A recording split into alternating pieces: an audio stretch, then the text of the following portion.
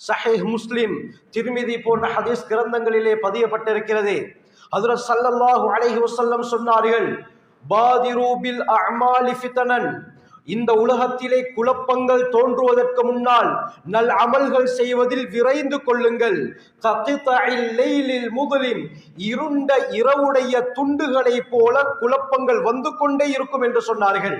அப்படி என்றால் ஒரு ரூம்ல எந்த வெளிச்சமும் இல்ல, அந்த ரூம் லொக் பண்ணப்பட்டிருக்குது, உள்ளே நாம் இருக்கிறோம், எங்கு பார்த்தாலும் எப்படி இருளாகவே இருக்குமோ, எந்த ஒரு வெளிச்சமும் உள்ளால் வருவதற்கு சாத்தியம் இல்லை.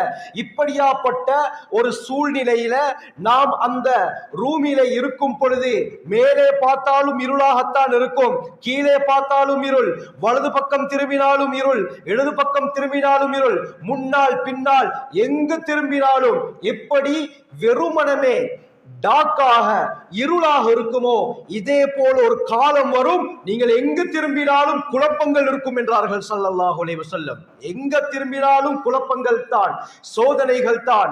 அந்த சோதனையுடைய எஃபெக்ட் எப்படியாப்பட்டதாக இருக்கும், அது எப்படியாப்பட்ட பயங்கரமானதாக இருக்கும் என்பதை அடுத்த வார்த்தையில ஸல்லல்லாஹு அலைஹி வஸல்லம் சொன்னார்கள். அந்த குழப்பம் எப்படியாப்பட்ட குழப்பம் தெரியுமா? யுஸ்பிஹு ரஜுலு முஃமினன் வ யும்சி காஃபிரா, ஒருவன் காலையில் முஃமினாக இருப்பான், மாலையில் காஃபிராகி விடுவான் என்றார்கள். மாலையில் முஃமினாக இருப்பான், மறுநாள் காலையில் அவன் காஃபிராக, இறை நிராகரிப்பாளராக மாறிவிடுவான் என்றார்கள். அதற்கு என்ன காரணம் தெரியுமா? ரீசனையும் நபி அவர்கள் சொன்னார்கள், யபீஉ தீனஹு பிஅரதின் மினத் துன்யா, இந்த துன்யாவுடைய அற்ப சுகத்துக்கு ஆசைப்பட்டு மார்க்கத்தை விற்று விடுவார்கள் என்றார்கள்.